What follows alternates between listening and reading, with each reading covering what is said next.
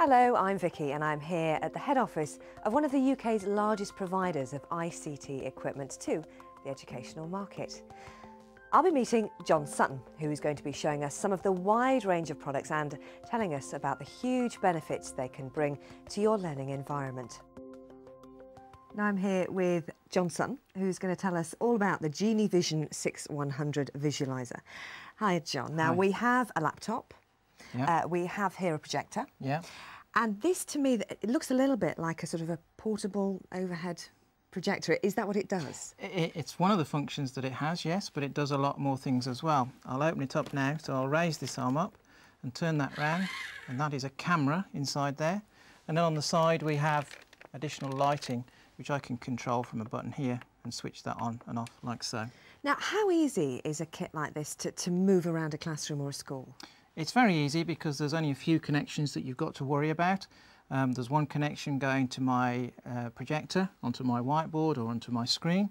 And then I've got another connection here which is going to my laptop, so I can actually feed the laptop through as well.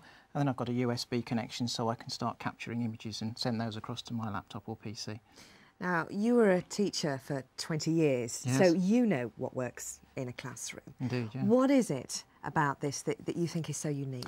The first thing is, I think, is the quality of the image that you're going to get, but also the simplicity and ease of use, because as a teacher I want something that's going to be quick and easy for me to use and it's effective, and that's certainly what this does in a classroom.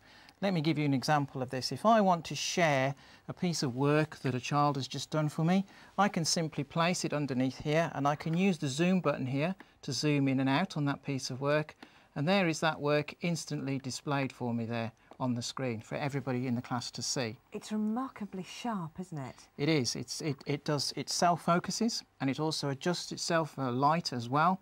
So as you saw, all I had to do was literally just place it underneath and it does everything else for me. So it's really easy to use. And you said there that it had the focus, so you can do what you want with it, but actually if you just stuck something underneath, it would automatically just bring it up that sharp. Yeah, exactly like we've just done there, just place it underneath, away you go. It doesn't have to be writing, of course, it could be an object of some kind. So if I'm teaching science and I'm using a meter like this, I could zoom in on that meter so that everybody could see what's happening on there.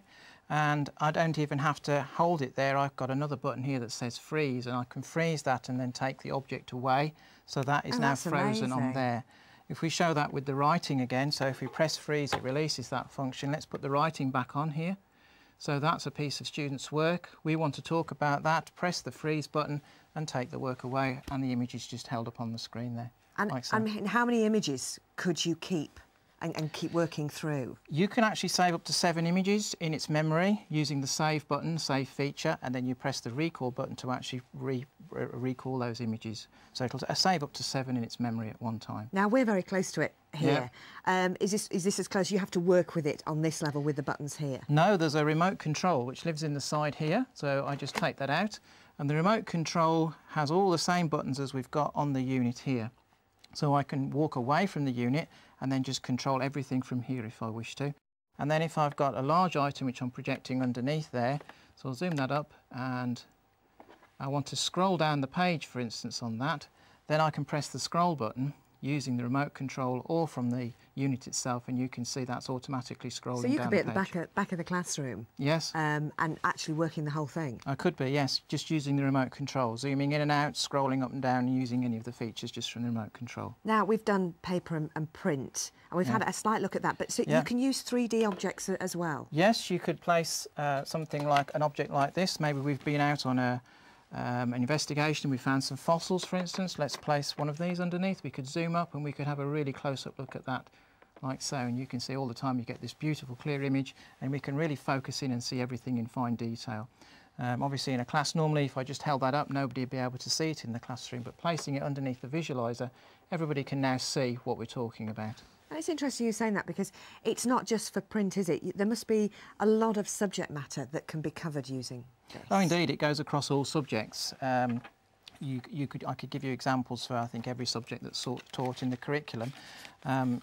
English, we can display text. history, we could display photographs, geography, we could display maps, and so on and so forth. We've got a feature here called split screen, and I'll show you how that works. If I place underneath the visualizer here an example of a marking grid that we might use in the classroom.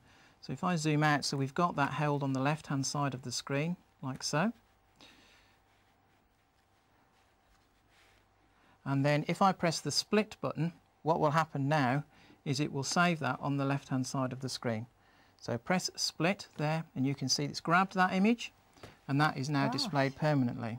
So that will stay there, and then you can put other items, move other things. So on that grid we've got criteria, marking grid, and next to that I might place some students' work like this, and then we could have a look at that grid and we could say, right, let's see where we think that piece of work fits into that grid, and that's what we might call an assessment for learning type activity.